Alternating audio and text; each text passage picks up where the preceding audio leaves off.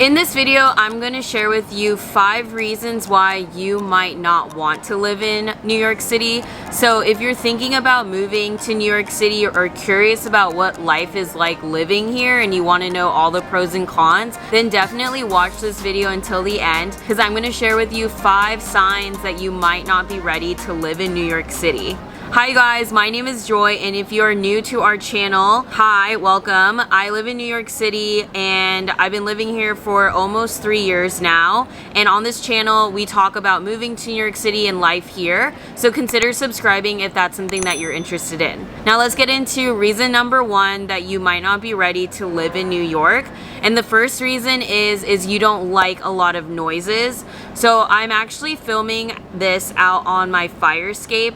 To give you some context, I live in downtown New York City, so it's pretty loud. I mean, I live literally on top of people, and what you'll notice as I'm filming is that there's a lot of car noises that are gonna come through. There's a lot of noises of people dining outside or people like riding their bike, and at night you're gonna hear sirens, the trash people coming, and just like moving trucks because people are constantly moving in and out of the city. So if you don't like loud noises, then New York's really not going to be the place for you because you can't really get away from that. I personally love the sound of city noise. To me, it's kind of like background white noise.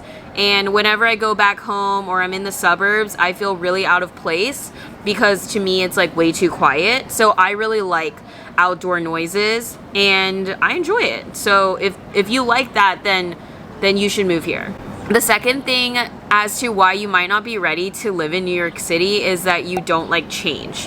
So New York is constantly changing. It moves very fast. One great example is I moved here almost a year before the panini. And obviously there was a big change after that because people weren't going to work. We were forced to be locked into our apartments, and a lot of things changed in the way that life went on. Also, when you move to New York City, a lot of the times people switch jobs a lot just because there's a lot of opportunities and there's a lot of career opportunities that might not exist where you're from. So with that, whenever you start a new job or whatever, you're like having a new routine and stuff like that. So you have to adapt with the change. Another thing that goes with the change is that a lot of people move in and out of the city, like I mentioned earlier, because of opportunity or because they realize that it's not for them. So you're constantly going through different friend groups and you're going to have to reinvent yourself, which can be really good and also really bad at the same time.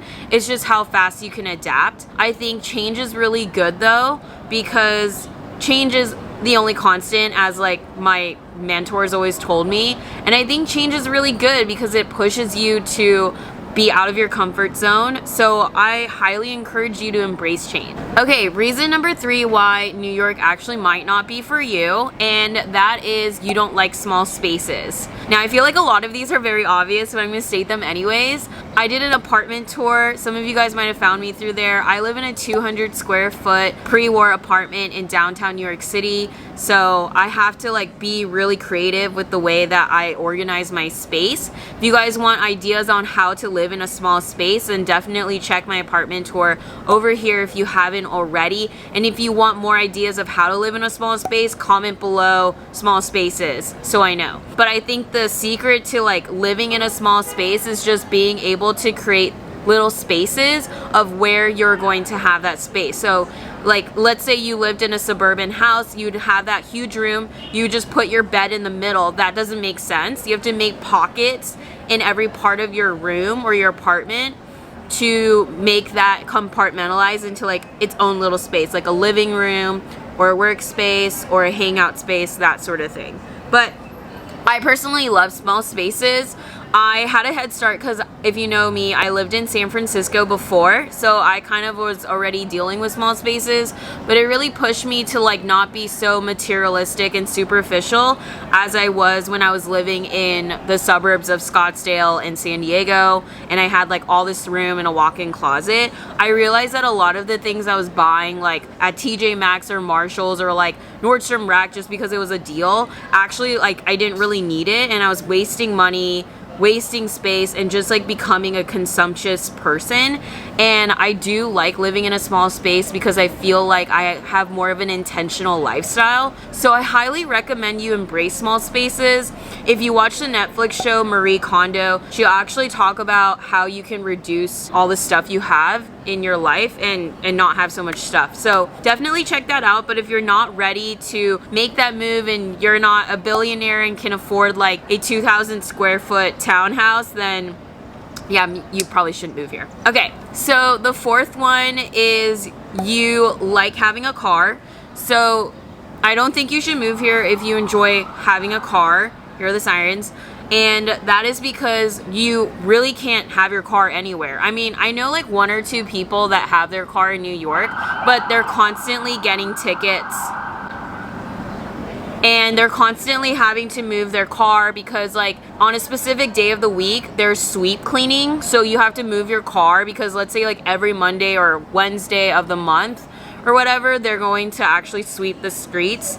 And also it's like a kind of a pain in the butt to have to move your car all the time. You get parking tickets. My first apartment in Chelsea where I lived at actually had a parking garage inside of it. And in order to park my car there, I had to pay $700 a month, which is like basically rent in another city. And I just like didn't really see the point in that because like if you park your car anywhere, if you're going out, it's around $30-$40 to park your car, maybe for an hour. And it's a pain in the butt to try to find a parking garage to park the car at. So I just don't have a car. I walk everywhere. I ride my city bike everywhere. I don't even take the subway that much, especially now that the weather is warmer.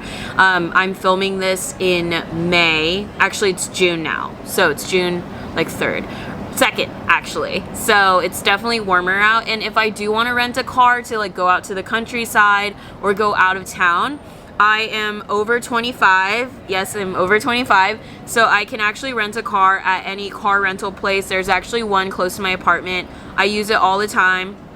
If you book it like on the weekday, the rates are usually cheaper. So I would definitely check that out. Then the last thing as to why I don't think you would want to move to New York City if you're watching this is if you aren't super open-minded to people that are different than you or have a different lifestyle than you. I think this can go both ways politically, but I don't want to like involve politics in here. I would just say though, like if you're not open-minded to someone's dietary decisions or maybe like their upbringing or how they choose to live their life, this might not be the place for you because New York has all different types of people from all different walks of life. And it's different than other cities like San Francisco where everyone's just in tech and they're like a yuppie. I would say in New York you have like people that are working professionals, people that are like blue collar jobs. You have immigrants that have just moved here. So you have people from all different walks of life. And because they have different experiences from life, everyone has a different outlook on life and that sort of thing. So if you're not open-minded, you might not be able to try a lot of things, and that's really sad because there's a lot of great restaurants that I think people that, for instance, don't have a very adventurous taste palette will not want to like try, and then you just don't get to experience that. So I definitely consider having a more open mind when you come here. That's fine if you're like not open-minded when you first come here. You might realize that you might change your opinion, but if you're very like straight on your values and you live in your own bubble, like this might not be the place for you. So those are my 5 reasons why you probably might not want to live in New York City, or New York might not be right for you.